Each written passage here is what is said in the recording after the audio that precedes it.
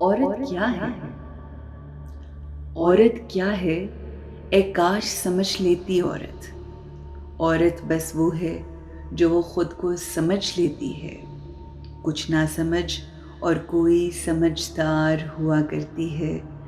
گر وہ سمجھے تو وہ مالکہ و مختار ہوا کرتی ہے، نہ سمجھ ہو تو وہ شیطان کی وفادار ہوا کرتی ہے۔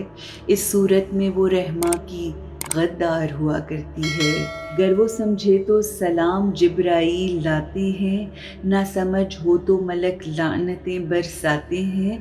ہمیں قرآن نے سمجھائی ہے توقیر عورت کی، ہمیں تو قرآن نے سمجھائی ہے توقیر عورت کی، نہ سمجھ ہو تو دکھلائی ہے تحقیر عورت کی۔